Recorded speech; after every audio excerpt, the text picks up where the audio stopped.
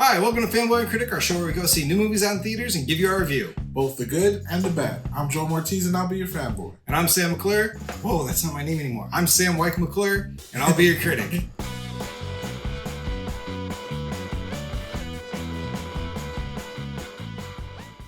This week on Fanboy and Critic, we went to go see Lisa Frankenstein, directed by Zelda Williams, starring Catherine Newton and Cole Sprouse. And I think it's written or produced by Diablo Cody, who did Juno. Yep.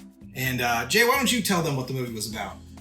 I guess you can say it's a 80s comedy, romance movie about a girl that makes her own Frankenstein or finds her own Frankenstein. Yeah. And they fall in love. Yeah. That's what That's it is. basically it. Zelda Williams, Diablo Cody, whole crew.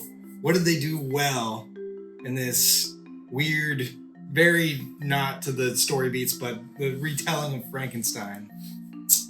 What's the main girl's name? Catherine Newton.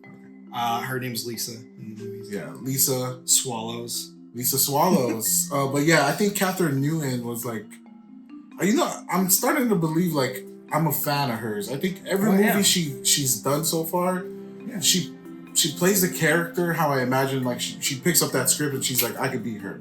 Yeah, like, and they're different. Like this was way different from anything that I've seen her before. And like the dark humor in this movie was really good too. There was a lot of like funny jokes. Yeah, a lot of dark humor and like the really and like the crazy romance between her and like the Frankenstein is so weird and like outrageous. It's hilarious too at the same time. It's weird and off-putting. Cole Sprouse did a great job considering he didn't have any lines until the very end. It's funny, like I didn't even know that was him until like midway through of the transformation of Frankenstein.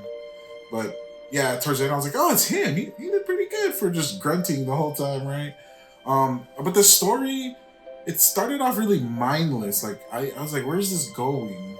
Until the ball kind of starts rolling and you're like, oh, this is getting kind of crazy. I feel like they got to it pretty fast. There's an hour and 40-minute runtime, which is short these days. I feel like they got to it pretty fast. For me, I was just kind of like, what's the point? What's going on? This is, okay. I'm such a fan of romantics, rom-coms, I guess you could say. And like with this, it just hits something close to home. And that's trying to, what can I say? You know, there's like romantic movies and there's like, I'm crazy in love with you. And that's really hard to find in a movie. Mm-hmm. And that's what they're expressing to me in this movie, is how crazy in love you could be with somebody, which causes you to do certain things for people. Yeah. And that's kind of where it ended up. But the way things went down at the end, they wrapped it up really good. Yeah. It gave me like if Heathers and Beetlejuice like combined, kind of. It was really dark, really weird. Really weird. Yeah. What I love the most about this movie is that it's a good mid movie. And we don't get mid movies that's the slang for mid is not good.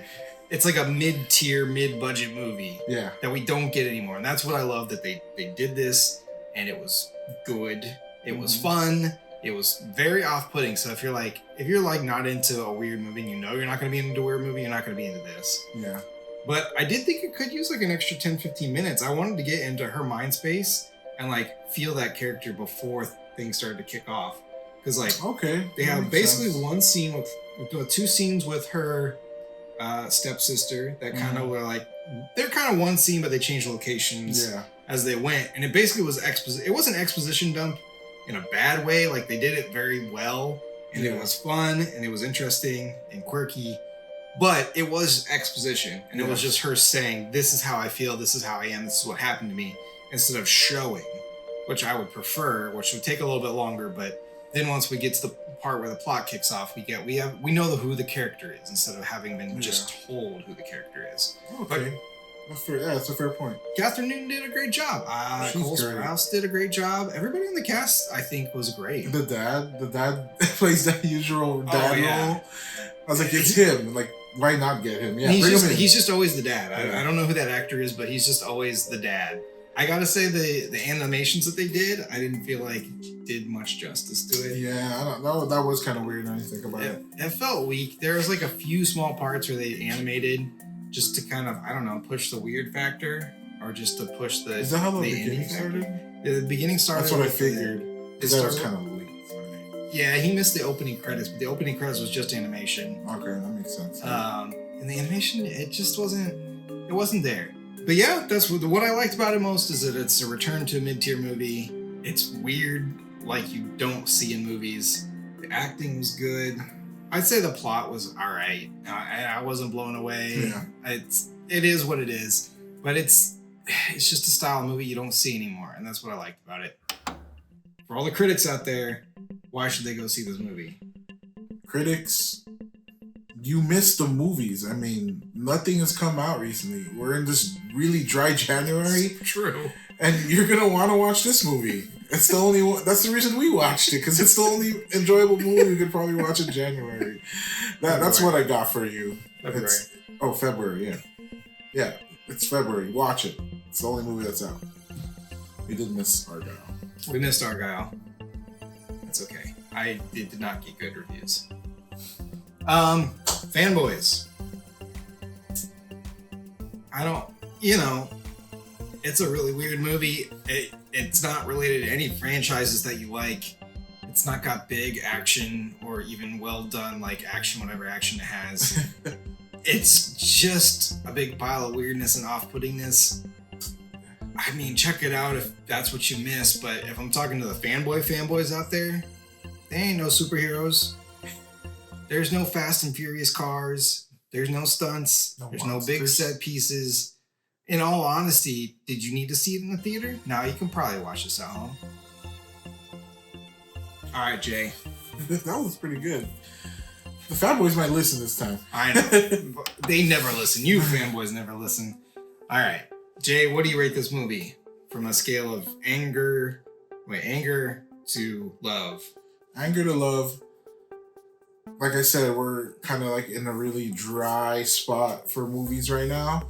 And I'm amazed. I am amazed with this one. I think it just kind of blew it out the water for me. I really came in not even knowing what it was, what to expect. And what it became to be was something I really enjoyed. Like, I am a sucker for a rom-com. The 80s vibe is there, and that's like another thing I'm a sucker for. And they rolled it up into this ball, and it just turned it into this. And it was enjoyable enough for me to like it. I mean, yeah, I suggest everyone go check it out. There's nothing else out there. It's an hour and a half of your life. But yeah, I'm amazed. And she was just such a good actress. Yeah, they really hired the right actress for the job, because like she carried it. I'm just I'm not super amazed with it, but I like the concept of a mid-tier movie, the mid-tier budget, and no more tentpoles. I want at least some options that aren't superheroes or Fast and Furious or Transformer movies. Like, I don't want sequels anymore. I'm done with sequels.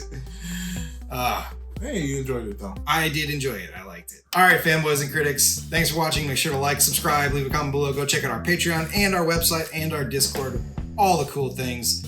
And check us out next week for Madam Web. And we'll see you and you for the next review.